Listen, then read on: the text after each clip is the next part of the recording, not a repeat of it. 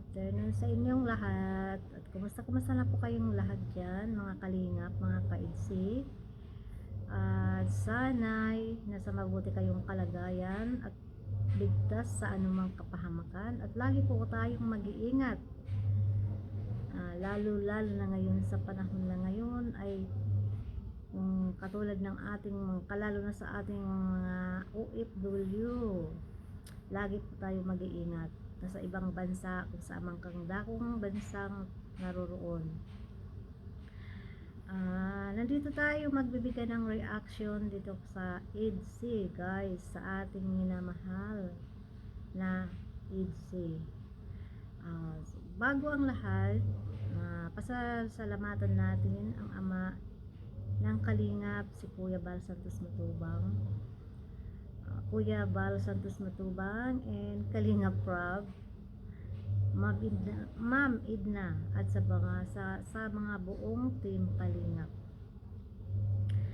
At salamat sa ating Kuya Bal dahil sa programang ito na kanyang binuo.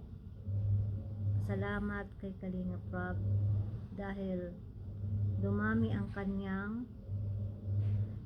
beneficiary.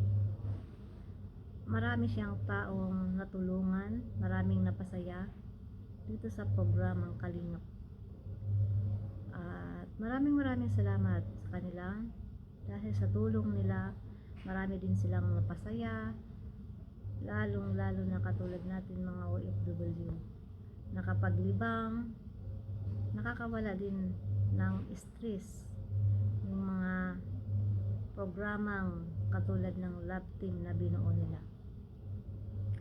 So ngayon, magbibigay tayo ng reaction dito sa EDC at sana naman na hindi ito matuloy ang mga binabalak nila at sana hindi sila susuko kung ano man ang nasimulan nila ay pagpapatuloy nila.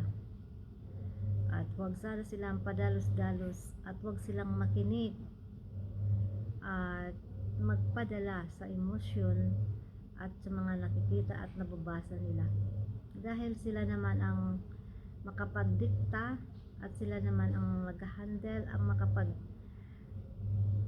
sa kanilang sarili, ang nakakaalam sa kanilang sarili, hindi ang ibang tao.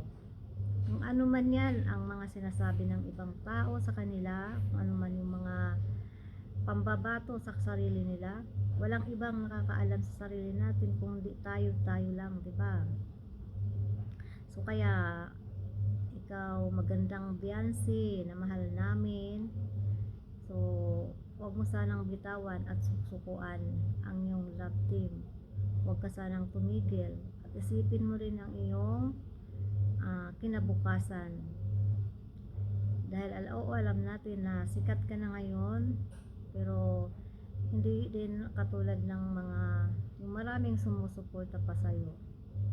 So paalaala, sana huwag kang sumuko, huwag kang bumitaw, dahil marami pang nagmamahal sa'yo.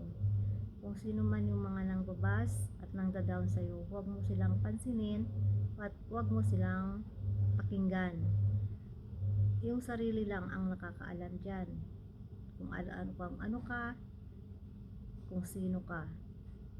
So hanggang dito na lang ang aking video. Maraming salamat sa inyong panonood. At nandito yung maikling video, panoorin natin ang pag-aalala ni Karing Apido kay Biancy. Sana naman hindi